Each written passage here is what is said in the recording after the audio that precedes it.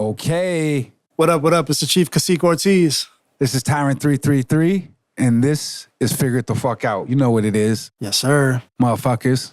Motherfuckers. Motherfucker. And we're here to talk about passion and how that passion that we all have for various things can turn into some conflicted relationships, possibly, or conflicted situations in your life. And that's due to just you really going at it, going at the grind and getting nearsighted or maybe possibly farsighted on the goal and the mission. And when you're doing that, there's a lot of things that come on the day-to-day. You think there's obstacles in your path that just relate to what your goal is, but then there's all of a sudden different things that come out of left and right field. And it can be very interesting to keep it all going and keep it together. But you as an artist here, how would you say it is battling being an artist, and obviously people know you're a family man. Right.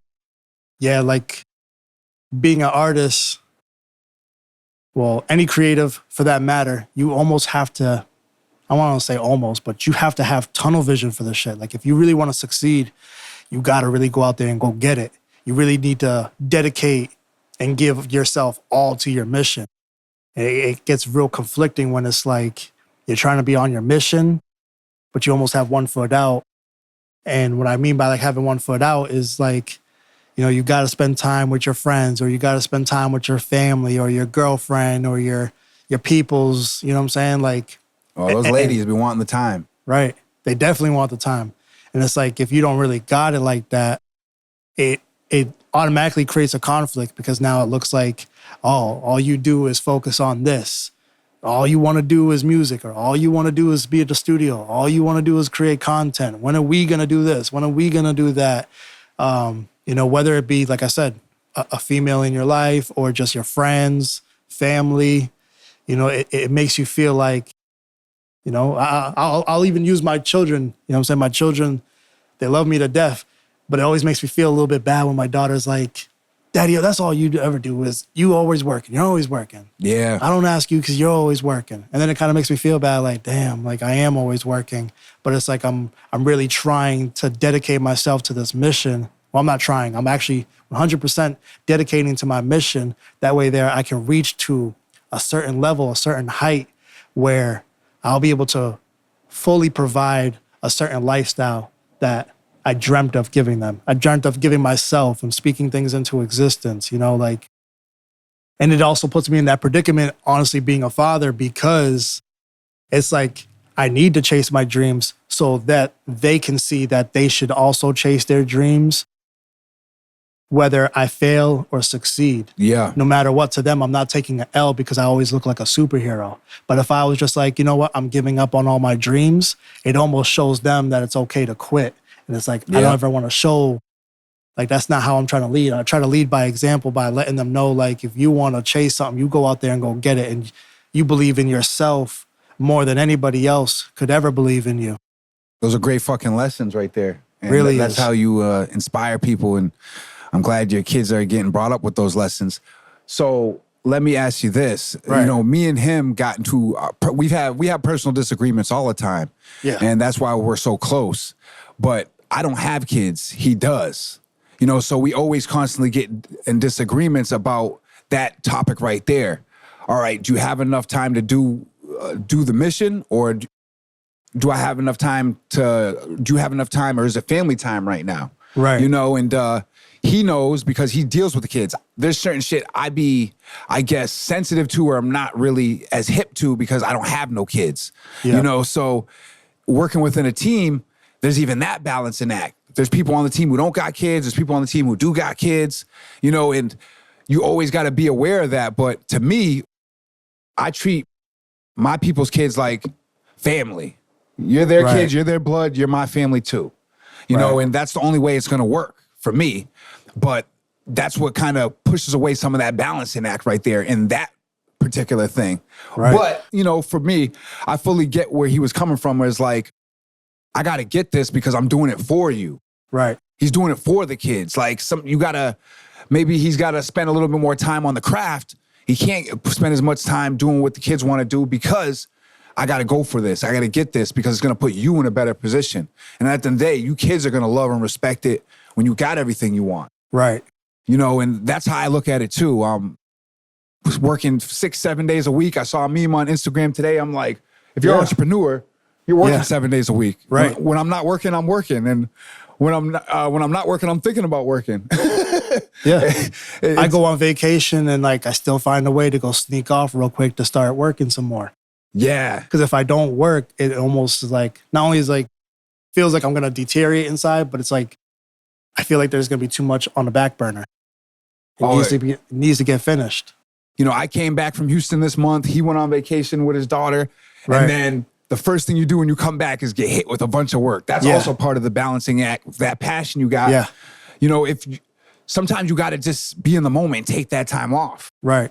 That's what the vacation's for, not to work. Yep. We find a way to be on our phones, answering emails, you know, making content on vacation. Responding to clients, trying to figure out the next music release, what's going to be popping. Should I go over here on the beach and make some more content for the music? Like, as much as you work hard, you got to, and this is for all of us, you got to learn how to have fun. Yes. Enjoy yourself. Yeah. Because that's going to bring you back recharged to do it again and go ahead and go harder the next time. I mean, if you're not enjoying it, you look up 5-10 years and you've just been grinding the whole time, you're going to feel a little slavish out there, you know? Slavish. So you got to go out and enjoy it. And if you can, enjoy the shit every day. Find a way to be grateful for what the path you're on every day. Right, because you're literally blessed to actually be able to wake up and have that day. There's literally dead people in the ground that are probably wishing in some weird form of a spirit world that they're like, damn, I wish I was up there.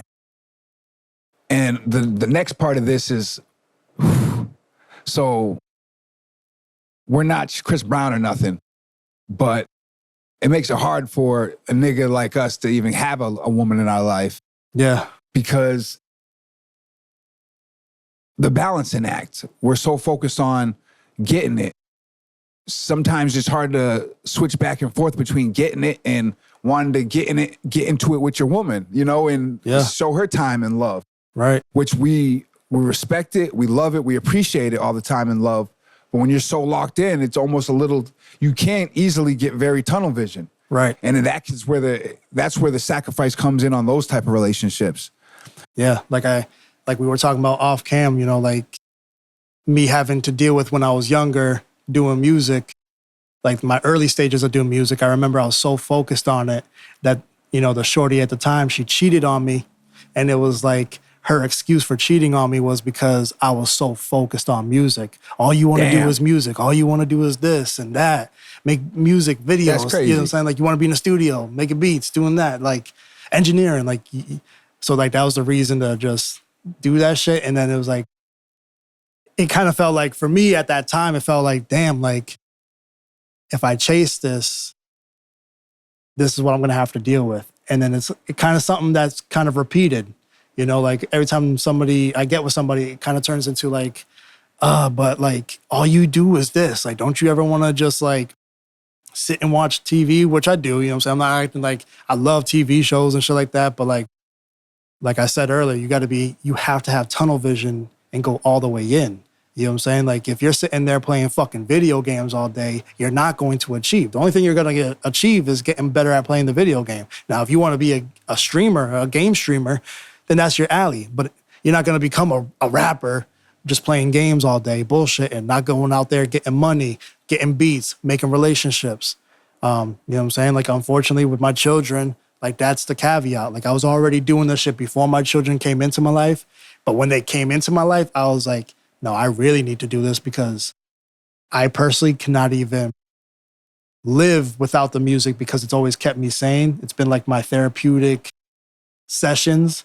But at the same time, I cannot, for the life of me, be okay with working for somebody else at their company as a regular 9-to-5 human being on the hamster wheel, constantly living paycheck to paycheck, thinking like, oh, this is just what life's going to be. It's not for me. Yeah. And you had the passion before, so you're not letting the passion die. You're trying to show the right example there. Right. You know, and that's a great thing. Same with me. I mean, I got family shout out to my grandma Edith, you know, my dad's mom and other people that I can't even see that I love. Love you to death, but I can't see you because I'm so locked into making all this happen. And there'll be a time and a place where I get into a legacy position and a financial position where I'm able to give you all that time because passive income, you know, really you put in the work. So now you paid the cost to be the boss. Right.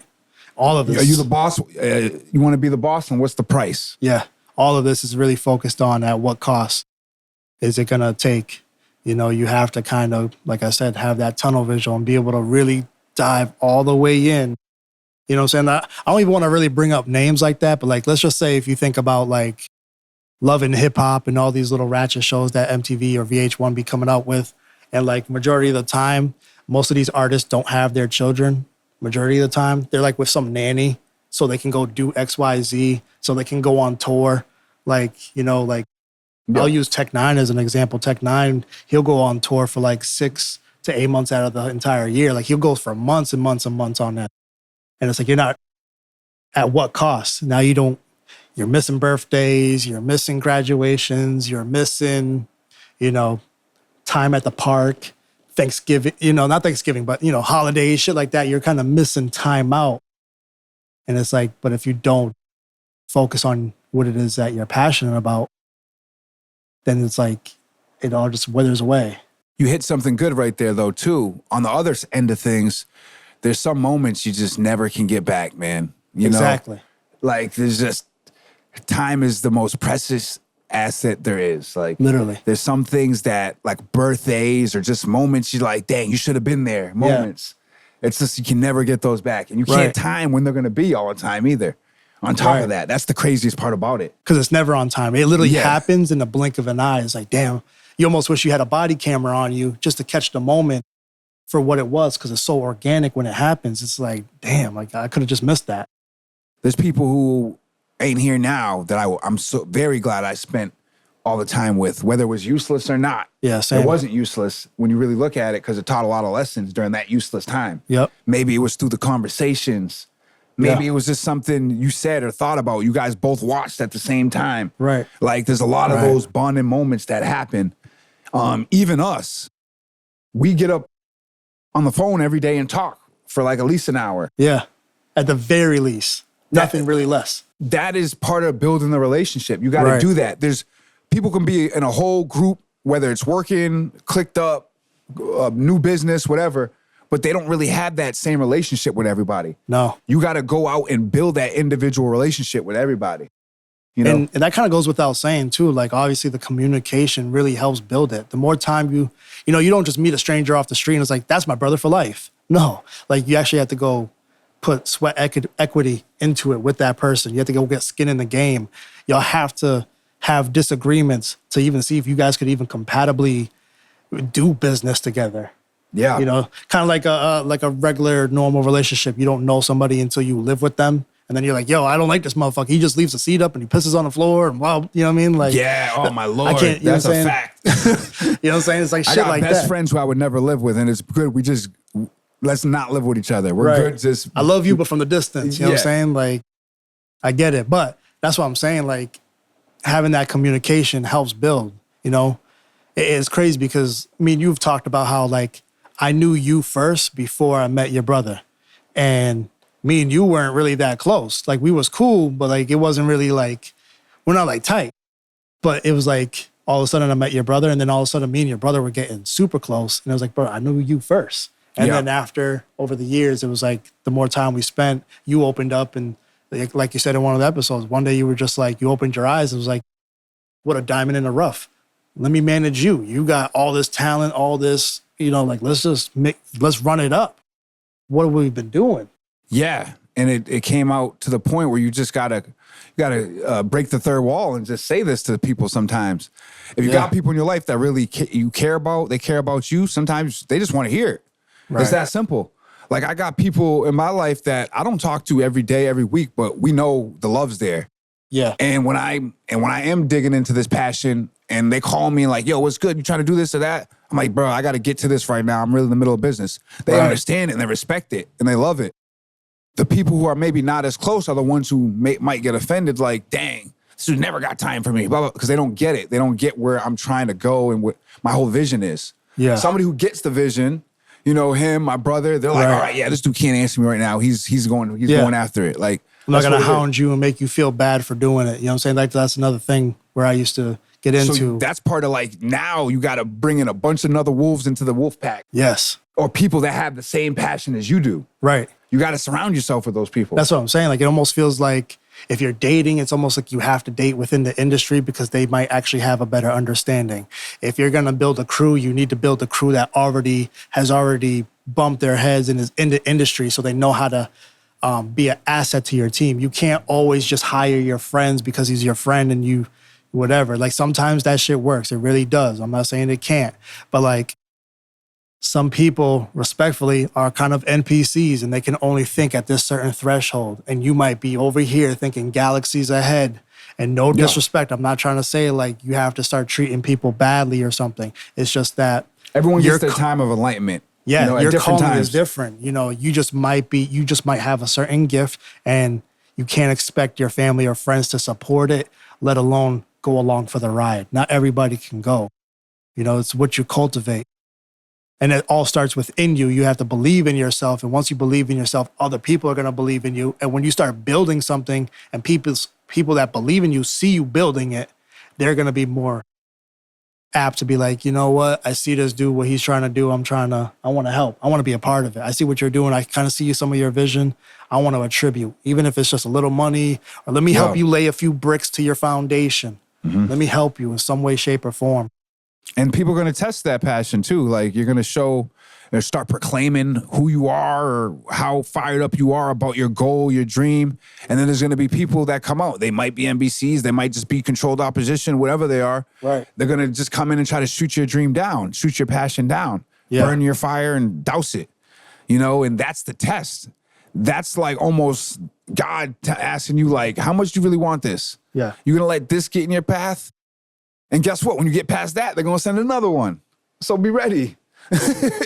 Your dreams are almost like not big enough if people don't laugh or scoff when you say them. You know, I remember when I was like, yo, I'm going to be a rapper. I'm going to do this. And when I hear those, like, for real, like, it's like, oh, you thought this shit was funny. And that's what got me into where I'm at now. My passion, having passion for business, loving business, got a chip on my shoulder. Now I'm balancing 2 licenses and a business. You know, and it can get hectic at times. Right. All the calls, getting called from the time I wake up at 5 a.m, or organizing business, whether it's charts or emails and text messages, clientele, all the way down to 9, 10 at night, you know, is when I really die down. Yeah. And we crash and burn. That's all stuff I asked for, though. I was talking to him the other day on the phone, like, I was sitting there like, damn, I got a lot of stuff going on. I can't barely go out.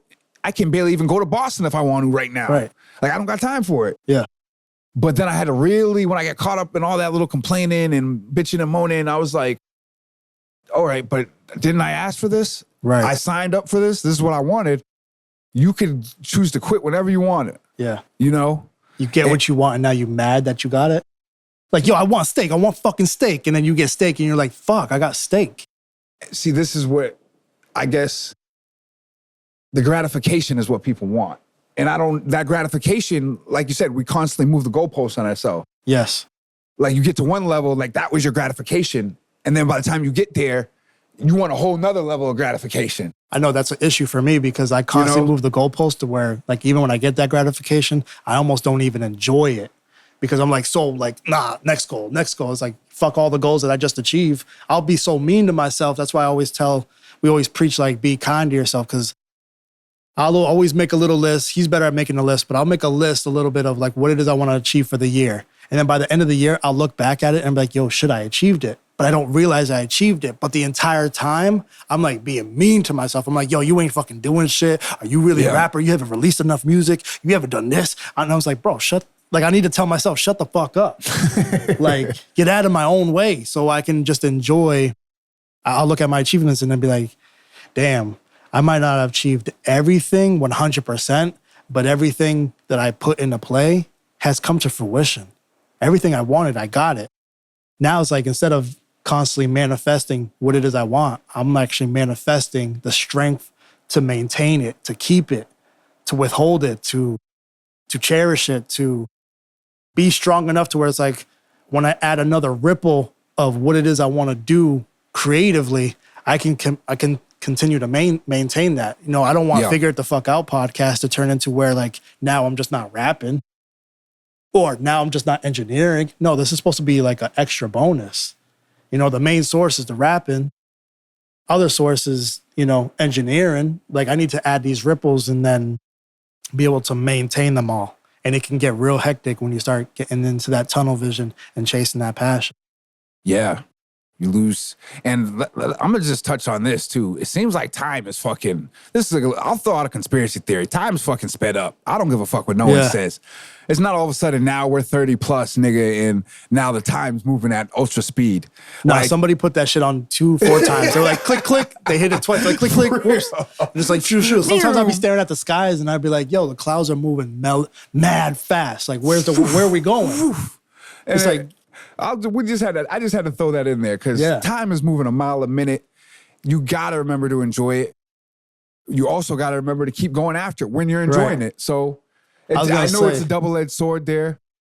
I was going to say, you can't do it with this episode, but you can almost turn on another episode where the clouds are actually moving and not actually watch us, but just scrub through it real slowly and you'll see all the clouds and how fast they move. And when you look at it and you're talking about, like, we're talking for a good 20, 30 minutes sometimes 40. If you actually just look at it in the scrub view, you're like, damn, those clouds went by so fast. Time just went like that.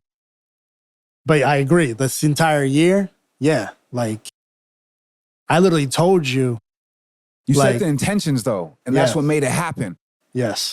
See, and another good thing is about this little squad here is the passion that we have doesn't get annoying. Like, I talk to people, I'm so passionate.